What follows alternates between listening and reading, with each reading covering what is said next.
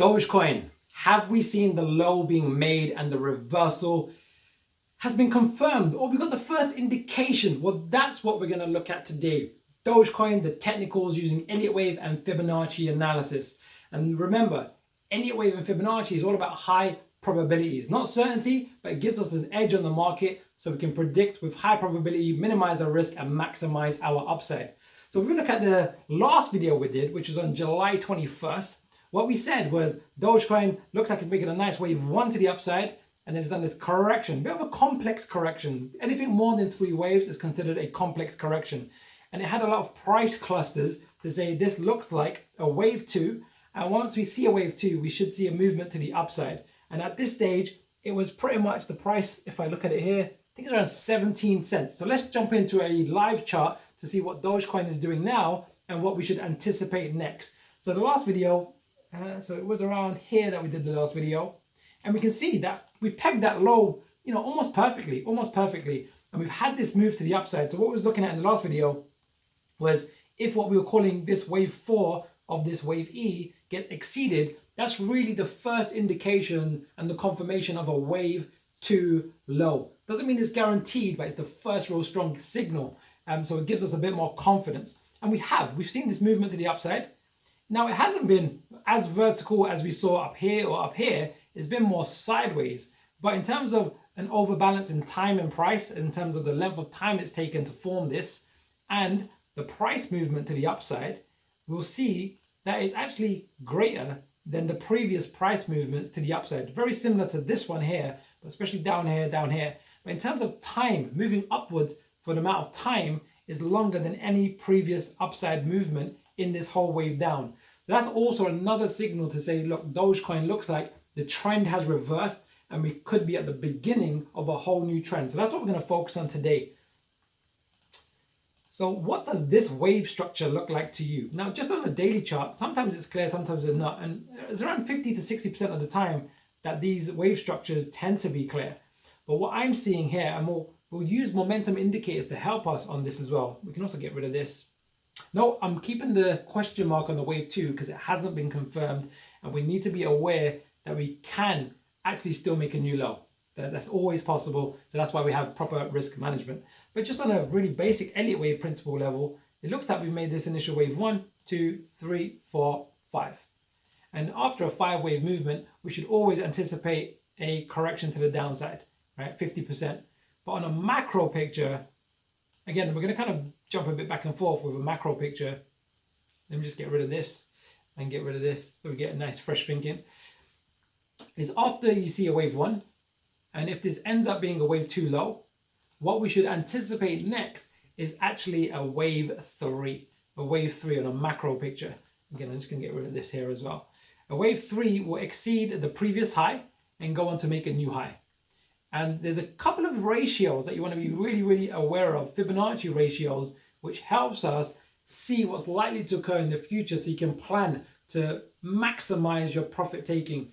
And there's also a minimum part of the market or psychology or pattern that you should expect the market to make if it doesn't unfold this way. So that's what we're going to focus on next. So let's just look at Fibonacci, right? So a typical wave 3, what we're going to do is we're going to measure this wave 1 low to high, and we're going to project it forward from this, what we're seeing as a wave 2, and then we're going to add 62%. That's effectively what we're going to do. So if we just get rid of this, and how we do that is we click on trend-based fib extensions. We take this low to this high.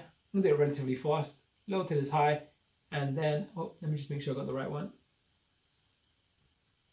It's low to this high. And then projecting it from this low over here. And the numbers that we're really interested in is this 1.618. And you can see that's what this is here. And 2.618. And these are the two real prices for Dogecoin that we want to be super aware of. So the price itself is $1.26 to $1.94. So $1.26 to almost just under $2. But that information by itself is not enough. What we can do is we can narrow that down on a macro picture. So what we look at is the macro, and then we'll look at what's likely to occur again on the next couple of weeks. We're going to use something called fib extensions or fib external retracements, should I say. And we're going to measure the high to the low this time.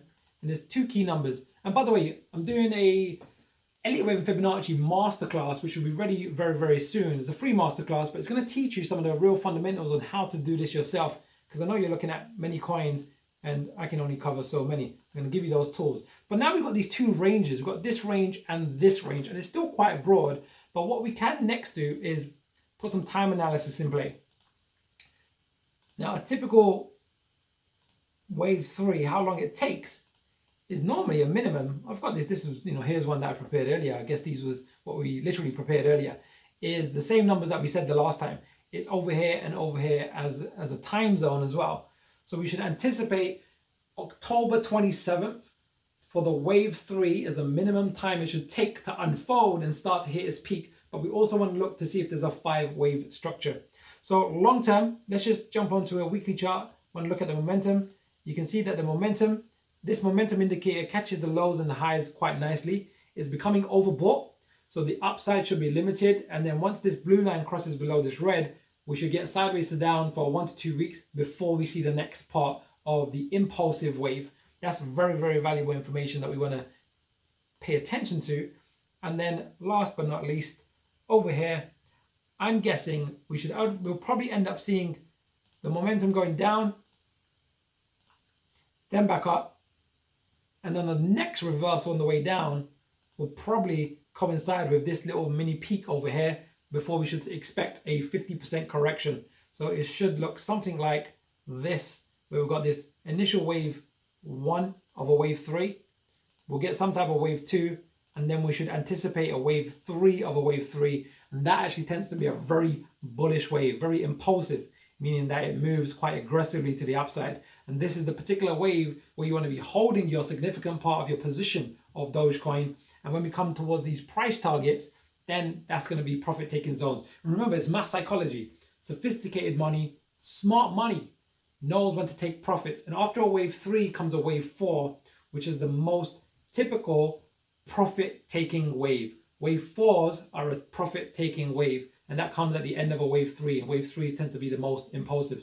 So there you have it. Dogecoin, you have a really clear picture of what's likely to happen over the next few weeks, but also more importantly, the macro picture. So if you like today's video, like, subscribe, hit the bell notification, and I'll see you soon.